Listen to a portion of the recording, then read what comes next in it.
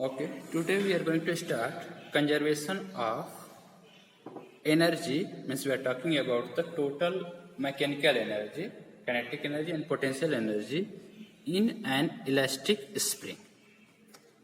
The motion of the spring we have already done. चलिए इसको अच्छे से समझते हैं फिगर के थ्रू. अब हमारे पास क्या है, we have a body of mass m. We have taken a body of mass m which is attached with a massless spring of spring constant k. This is the spring constant. Spring constant is equal to k of the spring and mass of the body is m. Then अब हम बात करते हैं, this mass is attached at a position x is equal to 0. This is the equilibrium position of the body. Okay. And the spring is not in case of any extension or compression. This is the spring is in normal position. Clear? अब अगर आपकी spring normal position है, means position equilibrium है, तो x is equal to 0 we have taken. और अगर उस पर कोई फोर्स भी नहीं लग रहा है, स्प्रिंग के थ्रू कोई फोर्स नहीं लग रहा है, तो Fs बराबर 0. अब हम क्या करते हैं, we are extending this mass m को हम same mass, same spring, same system, we are extending up to a distance xm in the positive direction. अगर हम इसको मैक्सिमम पोजीशन xm पे डिस्प्लेस्ड करेंगे तो what is the energy of this? It has the maximum potential energy at maximum at distance या displacement xm, मतलब maximum displacement.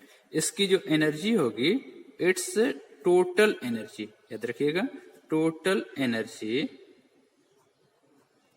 ये कितनी होगी?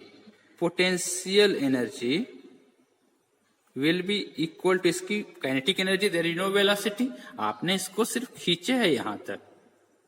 क्लियर? तो इसमें कोई वेलोसिटी नहीं है, आपने इसको ले आकर के एक्सियम पोजीशन तक हमने यहां रोक दिया. तो इसके पास जो टोटल पोटेंशियल एनर्जी होगी वो हो जाएगी half spring constant multiplied by displacement, half के एक्स स्क्वायर. अब हम इसको क्या करते हैं, now we are going to release it. अब हम इसको एक्सियम पोजीशन से हम इसको छोड़ देंगे, रिलीज करेंगे तो it will start to move towards the equilibrium position. Clear? यहां पे इसकी क्या थी, वेलोसिटी 0 थी. Velocity is 0 at the position axiom.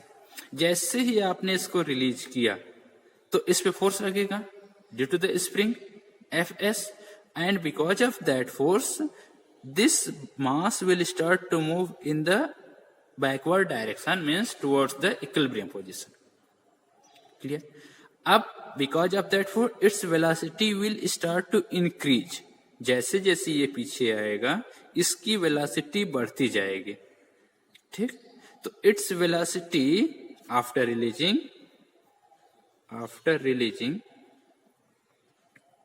क्या होगा, potential energy start to decrease ना. क्यों? क्योंकि एज xm डिक्रीजेज, xm का जो ये वैल्यू है ये तो कम, कभी यहां होगा, फिर यहां होगा, फिर यहां होगा, तो एंड विल बिकम 0 कब? जब xm is equal to 0. And becomes 0 when xm is equal to 0, मतलब x की हम बात कर रहे हैं. अब वेलोसिटी तो इसकी बढ़ रही है, तो at x is equal to 0, and जब वेलोसिटी बढ़ेगी तो एंड इट्स काइनेटिक एनर्जी क्या होगी, स्टार्ट टू इंक्रीज. क्लियर?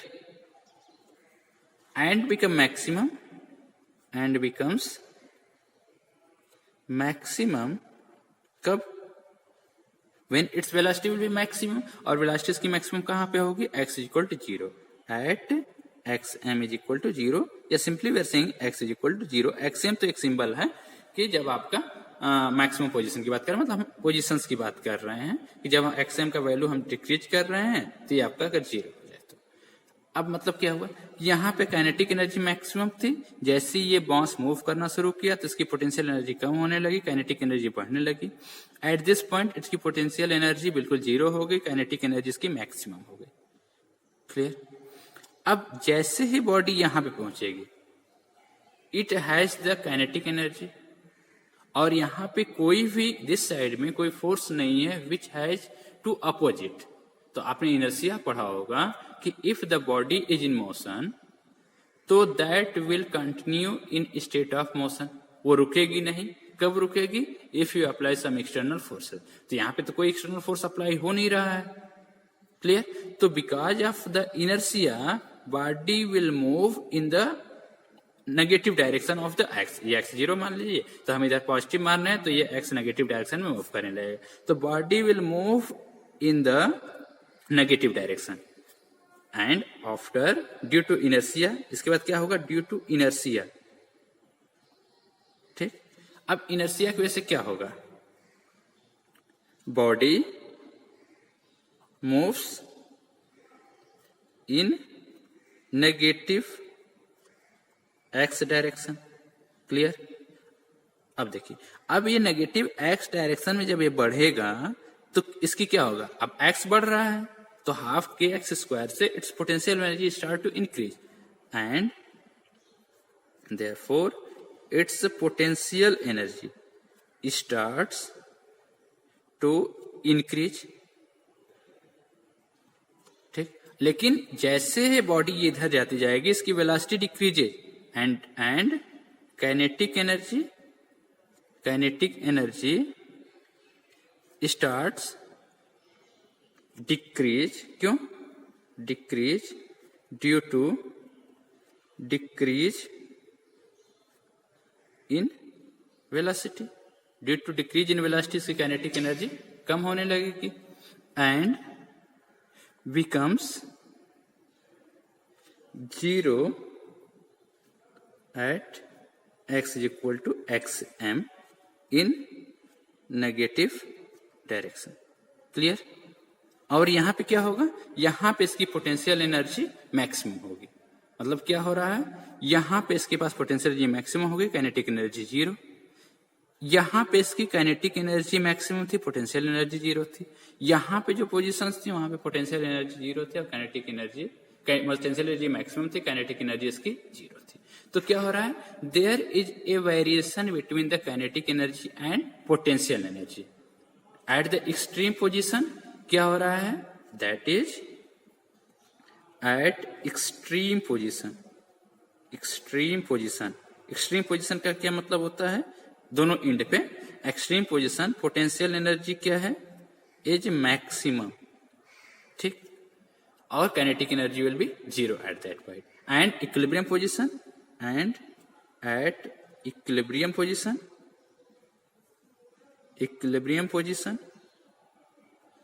मतलब x is equal to 0 पे kinetic energy is maximum.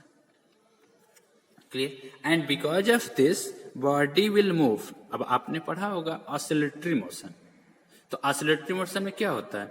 If a body moves from its equilibrium position, ये तो पढ़ते हैं, this is the equilibrium position. तो if a body moves to and fro, oscillatory motion में आप पढ़ते होंगे कि इफ, अगर हम डिटेल में भी पढ़ेंगे, आपके सिलेबस में है, तो for oscillatory motion body moves from there equilibrium position in back and forth direction या टू एंड फोर्थ, आगे पीछे या अगल बगल, to and fro and back and forth की केसेस होती है, such that the force acting on that is directly proportional to the displacement। ये ऑसिलेटरी मोशन के लिए कंडीशन होती है कि बॉडी को अपनी इक्विलिब्रियम पोजीशंस के टू एंड फ्रो मूव करना चाहिए और इस पे जो फोर्स लगता है that should be proportional to the displacement. तो ये केस दोनों सेटिस्फाइड है कि this block is moving, this body is moving from there equilibrium position to and fro, और इस पे जो फोर्स लग रहा है that is directly proportional to the displacement. Hence the motion of the block is oscillatory. इसका conclusion क्या हमने ड्रा किया कि कंक्लूजन हमारा ये हो गया, कंक्लूजन हमारा ये है कि द ब्लॉक या the body keeps on moves in oscillatory motion या creating a oscillatory motion. So this is about कि how we will explain कि the spring mass system makes a oscillatory motion. Now we will see how energy is conserved mathematically. इसको तो हमने theoretically ऐसे समझ लिया कि अगर काइनेटिक एनर्जी इंक्रीज करती है तो पोटेंशियल एनर्जी डिक्रीज करती है, पोटेंशियल एनर्जी डिक्रीज करती है तो काइनेटिक एनर्जी इंक्रीज करती है. बट इसको हम मैथमेटिकली भी प्रूव कर लेते हैं कि हाउ या व्हाई इट इज ट्रू. तो now we are coming mathematically how will prove this. चलिए तो हम एक्सट्रीम पोजीशन पे देखते हैं. एक्सट्रीम पोजीशन का मतलब क्या है कि फॉर एक्सट्रीम पोजीशन x बराबर कितना हमने लिया है, एक्स एम मैक्सिमम हो गया. और यहाँ पे एट एक्सट्रीम पोजीशन वेलोसिटी क्या है, जीरो है. वेलोसिटी जीरो है तभी तो बॉडी इक्विलिब्रियम में वहां पे है. अदरवाइज वेलोसिटी होती तो या तो आगे जाती या तो पीछे आती. There should be the motion. लेकिन बॉडी तो मोशन में है नहीं एट द एक्सट्रीम पोजीशन, तो इसलिए उसकी वेलोसिटी जीरो हो गई. देयरफॉर अगर हमारे पास पोटेंशियल एनर्जी ऑफ स्प्रिंग कितना हमने पढ़ा है, U is equal to half K into X M square. और this is the maximum value ना, इससे x का तो मैक्सिमम वैल्यू एक्स एम ही है. तो this is the maximum value of, this is the maximum value ठीक. एंड काइनेटिक एनर्जी कितना होगा, काइनेटिक एनर्जी के बराबर हाफ कितना होता है, एम इंटू वी स्क्वायर होता है. This is expression for that. और ये कितना होगा, half into M into zero. ये कितना आ जाएगा, zero. This is the kinetic energy is zero. Therefore total mechanical energy, हम बात करते हैं total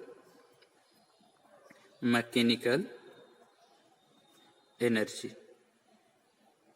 eight extreme position, at extreme position ये कितना हो जाएगा, ई, इसको हम एक्सट्रीम लिख लेते हैं, कोई प्रॉब्लम नहीं है.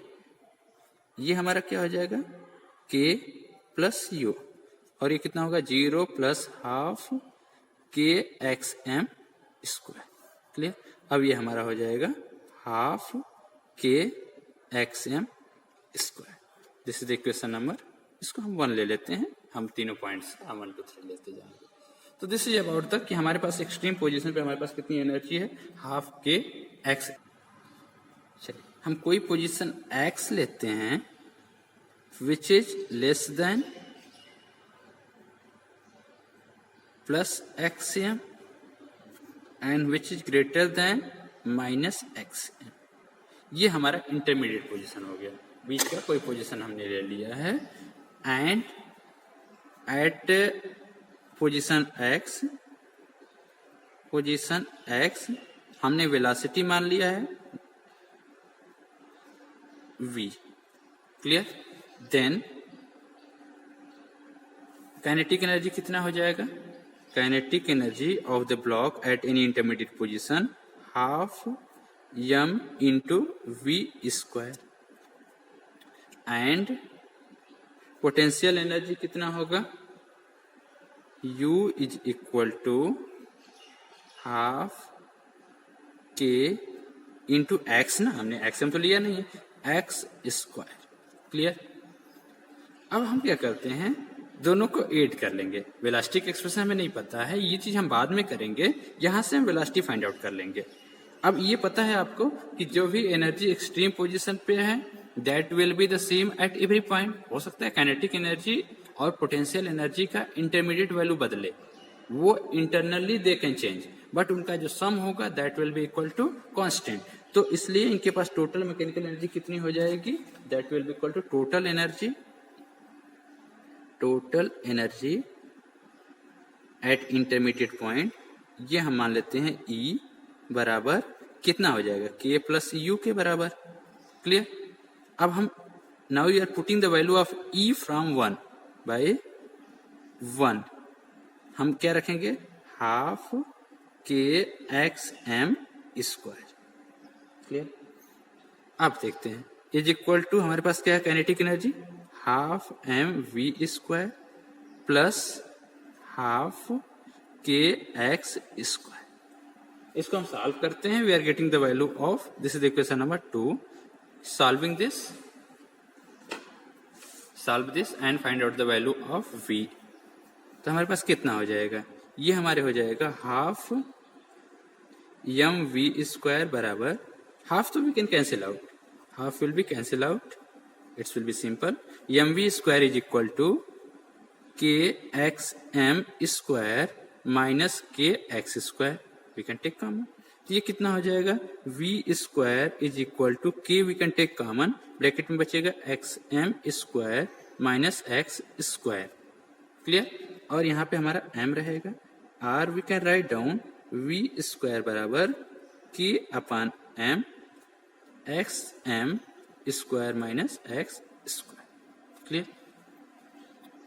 अब हम अगर v का वैल्यू फाइंड आउट करना चाहें एट एनी पॉइंट, तो हमारे पास कितना मिलेगा, this will be square root, और ये हमारा हो जाएगा k/m xm² minus x². This is the expression for the velocity at the any general point x पे. किसी भी पॉइंट पे, किसी जनरल पॉइंट पे जो वेलोसिटी का वैल्यू होगा that will be given by this way. अब इससे हम कोई भी पॉइंट पे, अगर मान लीजिए हम इक्विलिब्रियम पता करना, तो इक्विलिब्रियम पे भी हम वेलोसिटी पता कर सकते हैं, और किसी जनरल पॉइंट पे पता करना चाहे, एक्सट्रीम पोजीशन पे पता करना चाहे, तो we can find out the expression for the velocity. Let us suppose this is the question number 3. अगर मान लीजिए x बराबर xm ले लें, मतलब एक्सट्रीम पोजीशन, तो दिस विल बी 0 और वेलोसिटी 0 हो जाएगी. अब अभी हम पता कर ले रहे हैं कि what will be the velocity at the equilibrium position. चलिए, एट द इक्विलिब्रियम पोजीशन हम देखते हैं. एट द इक्विलिब्रियम पोजीशन हमारे पास क्या है, x बराबर 0 ही तो है. तो एट इक्विलिब्रियम पोजीशन हमारे पास क्या हो जाएगा, u बराबर कितना होता है, half kx² is the energy.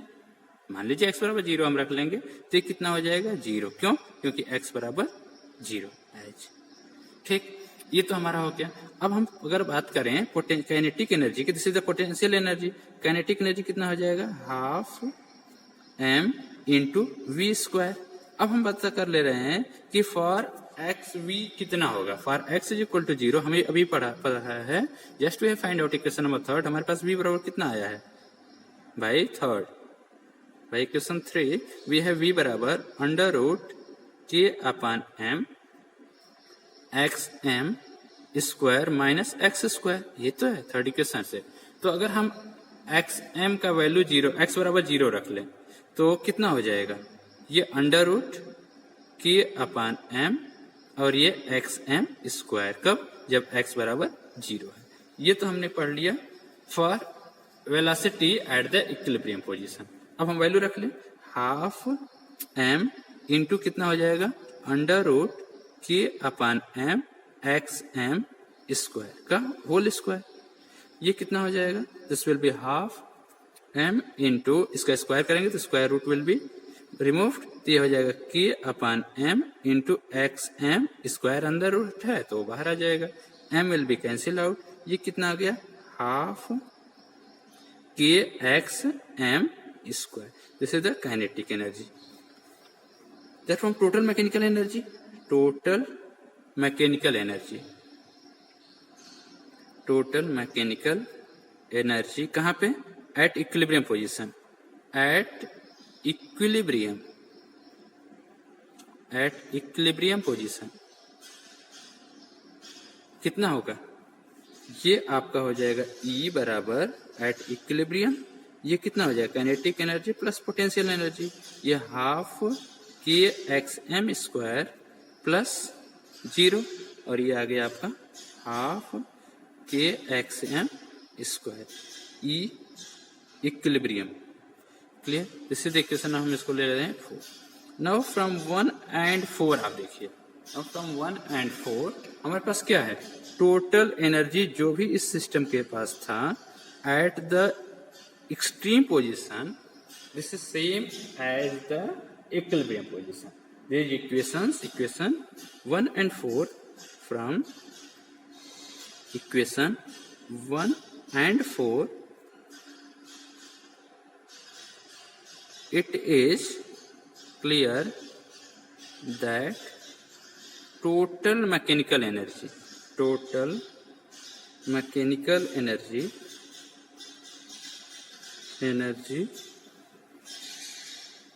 for an elastic spring is constant. Potential energy and kinetic energy individually may vary, but their total sum remains constant. चलिए देख लेते हैं graphically how potential energy, kinetic energy and total energy of an elastic spring varies. ये very important graph है, इसको आप अच्छे से समझेंगे. तो आप पहले हम बात करते हैं पोटेंशियल एनर्जी का वेरिएशन. पोटेंशियल एनर्जी का हमारे पास एक्सप्रेशन क्या है? U बराबर हाफ के X square. This is the simple. ठीक. अब अगर हम मान लें कि x बराबर 0, तो x बराबर 0 पे पोटेंशियल एनर्जी 0. देखिए मैंने लिखा है पोटेंशियल एनर्जी के लिए x जब 0 है तो 0 है. This is the variation displacement x के बारे में बात कर रहे हैं. ठीक. तो ये हो गया आपका डिस्प्लेसमेंट x. ये 0 तो 0. व्हेन x इंक्रीजेज, तो this increases but fastly then the x. Linear graph नहीं होता है. आप पढ़ेंगे graph of y is equal to 4ax square. ये पैराबोला का ग्राफ मिलता है, पैराबोलिक वेरिएशंस होता है. ये चीज आप मैथ में पढ़ेंगे. बट आप ये समझिए कि जब हमारे पास एक तरफ लीनियर हो और दूसरी तरफ हमारे पास क्वाड्रेटिक फंक्शन हो, तो इन दोनों के बीच जो ग्राफ होता है वो होता है पैराबोला.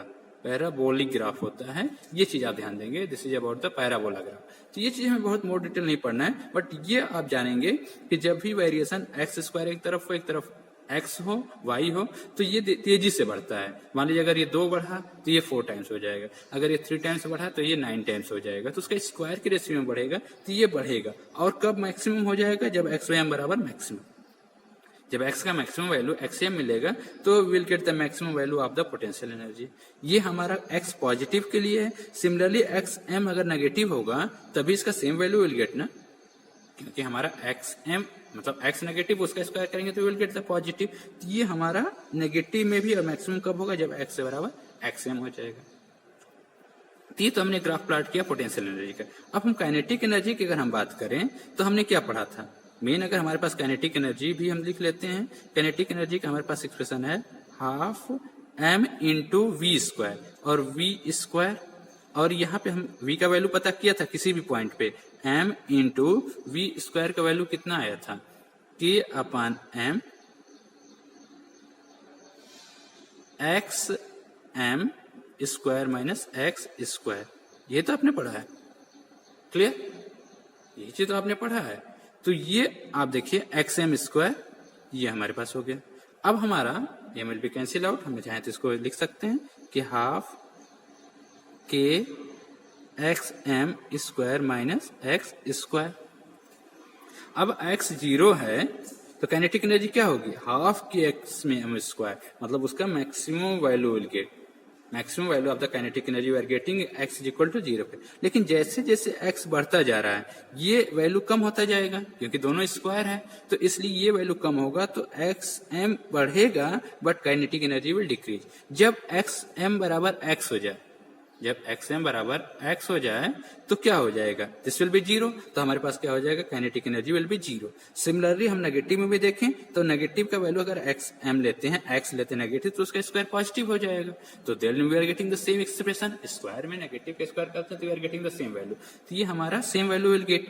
तो हमारा same variation we are getting in the x negative के लिए भी. और एक्स अगर एक्स बराबर एक्स एम होता है तो we are getting kinetic energy 0. तो ये हमारा 0 हो गया. तो हमने इंडिविजुअली समझ लिया कि हाउ पोटेंशियल एनर्जी का ग्राफ कैसा होगा और काइनेटिक एनर्जी का ग्राफ कैसा होगा. अब इसका हम सम देखते हैं. ये देखिए अगर हम इस पॉइंट पे देखें तो यहाँ ये 0 है, ये मैक्सिमम है. दोनों का सम कितना हो जाएगा? हाफ के एक्स एम के स्क्वायर बराबर होगा. ये तो हम मैथमेटिकली भी पढ़ चुके हैं. ये हो गया. लेकिन देखिए अब ये अगर 0 है काइनेटिक एनर्जी तो पोटेंशियल एनर्जी हाफ के एक्स एम स्क्वायर है, मैक्सिमम है. तो ये दोनों का सम वही आ गया. बीच में क्या होगा? दोनों 50% होगा. किसी पॉइंट पर अगर हम बीच में देखें तो हम फाइंड आउट करेंगे दोनों का सम क्या हो जाएगा. ये आपका वही हो जाएगा. सिमिलरली ये बढ़ रहा है तो ये घट रहा है, ये बढ़ रहा है तो ये घट रहा है. तो their sum should be equal to constant. Individually they can vary from point to point but their total sum एक हमें स्ट्रेट लाइन ग्राफ मिलता है and which is equal to constant. और ये आपका है E बराबर kinetic energy plus potential energy. तो this is the graphical variation of an elastic spring.